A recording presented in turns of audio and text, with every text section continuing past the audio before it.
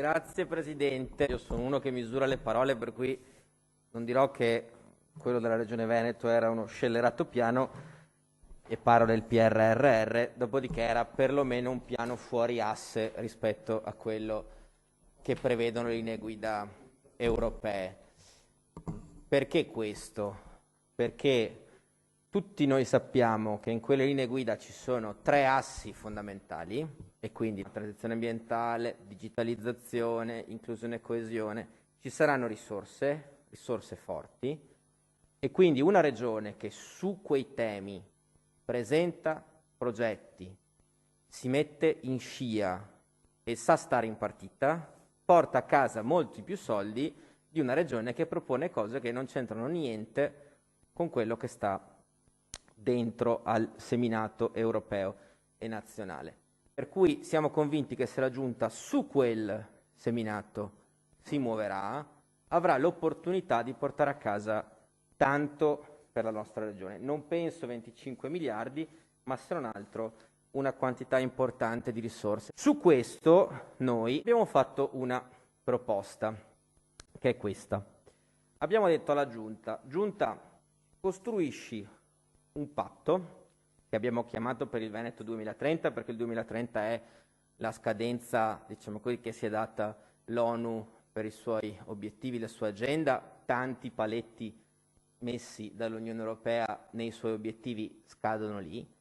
Quindi, cara Giunta, promuovi un patto sulla scorta di quello che ha fatto l'Emilia Romagna, non c'è niente da inventare, con enti locali, associazioni di categoria, sindacati, mondo delle banche, dell'ambientalismo, del volontariato. Metti tutti gli attori sociali che abbiamo incontrato nelle audizioni proprio qui, e visto che ci sono delle risorse straordinarie, disegna con loro lo sviluppo, perché ci saranno le risorse straordinarie, ci saranno quelle ordinarie, ma in ogni caso abbiamo davanti un momento in cui possiamo ridisegnare il futuro del nostro territorio.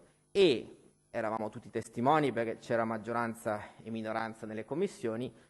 È un invito che è arrivato da parte di tante categorie, di tante realtà del settore, quello di non limitarsi all'incontro e all'audizione in commissione, ma alla costruzione e alla coprogettazione su questi fronti.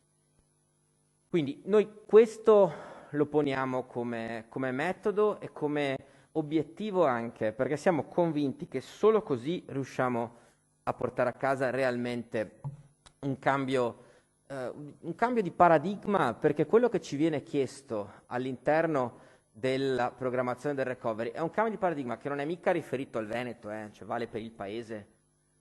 Quando le imprese vengono qui e ci dicono aiutateci a fare la transizione ambientale e la transizione digitale, il messaggio è che fuori dalle istituzioni, per tanti versi, ci si è arrivati prima a che cosa serve. E questo vale in Veneto e vale a livello nazionale. Che cosa deve fare la politica su questo fronte? Dargli strumenti per farlo. Io sono d'accordissimo che c'è un modo migliore per portare alla conversione della produzione, ed è favorire la transizione di quelle aziende. L'abbiamo inserito dentro alla risoluzione, cioè, visto che l'obiettivo è ridurre la plastica, perché è un obiettivo ormai non comunitario ma mondiale, e qualcuno mi dirà, beh, ma la Cina ne produce più di noi. Cerchiamo di essere esempio, perché ormai negli oceani c'è più plastica che pesci, come sapete. Allora, se oggi per la prima volta abbiamo delle risorse straordinarie per costruire la transizione di quelle aziende e portarle a produrre in maniera ecocompatibile, è evidente che è un'occasione straordinaria, ma questo lo dobbiamo fare con le associazioni di categoria, con i mondi produttivi, costruendo in questo territorio la possibilità perché poi quella transizione materialmente avvenga. Un altro esempio. Noi abbiamo lanciato, è venuta qui anche Confindustria a dircelo, il tema dell'idrogeno. In Veneto c'è tutto per essere una delle regioni d'Italia, questo lo sappiamo tutti, e questo siamo certi che ci sarà, perché l'aveva detto il governo Conte e l'ha ripetuto il governo Draghi, un investimento forte sull'idrogeno come energia rinnovabile. In Veneto abbiamo tutto per ospitare tutta la filiera dell'idrogeno, dalla formazione all'attività di ricerca fino all'attività vera e propria legata alla produzione e a ciò che ci consentirà di rendere questa energia pulita accessibile. È evidente però che ti portano lì uno degli hub se su quel tema lì sei pronto, perché se non sei pronto, non hai un progetto, non hai un disegno, non hai costruito per esempio una relazione con le grandi aziende nazionali partecipate dello Stato che guideranno quel processo, quei soldi probabilmente non arrivano. Allora, queste sono le sfide vere che abbiamo davanti a noi. Visto che abbiamo un quadro da dipingere, ma la cornice c'è già, noi lì dobbiamo lavorare. Allora, la risoluzione che abbiamo presentato in questo senso vuole andare, come avete visto, con uno spirito di profonda collaborazione, nel senso che noi pensiamo che di fronte a un'occasione straordinaria come quella che abbiamo davanti, di ridisegnare il futuro della nostra regione e del nostro territorio, se c'è la possibilità di collaborare, di stare in partita, dando un contributo su quelle che per noi sono le priorità, noi ci siamo e ve l'abbiamo dimostrato. Sul PRR la questione è molto semplice, bisogna decidere, e su questo ho sentito parole diverse a seconda dei momenti, se è uno straordinario disegno di rilancio meraviglioso che ci consentirà di vivere in una valle dove scorrono latte e miele, oppure se, siccome avevamo poche settimane, pochi giorni, abbiamo rovistato nei cassetti e abbiamo mandato più velocemente possibile i progetti che avevamo ai ministeri. Perché se la cosa è la seconda, ma per carità, perfettamente legittimo, perlomeno abbiamo piantato un paletto. Se è il primo, temo che sia un disegno profondamente distante da quello che uscirà dalla profonda rivisitazione, se così sarà, del piano nazionale. Per cui oggi quello che votiamo, siccome non ha nessun valore, diciamo così, dal punto di vista legislativo, ma sono strategie e risoluzioni politiche su cui diamo mandato al Presidente Zaia, da parte nostra ci sarà un voto favorevole a tutto ciò che dà al Presidente e alla Giunta, perché poi saranno loro che avranno il rapporto ovviamente con lo Stato, un mandato forte al Presidente Zaia a lavorare sulle direttrici che questo piano europeo mette in campo.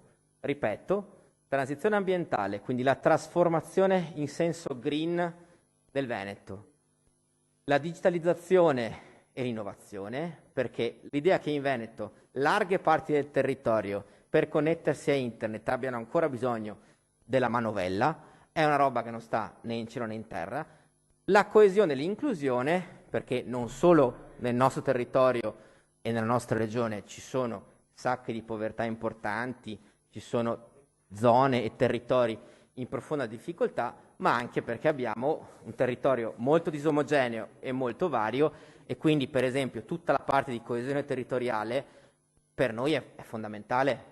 Una regione che ha una parte di montagna importante e rilevante come la nostra, che ha territori come il Polesine che su tanti fronti sono più in difficoltà, è evidente che deve approfittare di quella occasione. Per cui da parte nostra su questo c'è una disponibilità a condividere l'impegno e a dare un mandato forte, perché siamo convinti che sia una occasione che non possiamo perdere, perché non ne avremo altre così e perché davanti all'Europa che ci dice guardate che le risorse ci sono, ma una parte importante poi dovrà essere restituito, è evidente che gli investimenti che facciamo devono andare nell'ottica di costruire un Veneto diverso per le future generazioni. Grazie.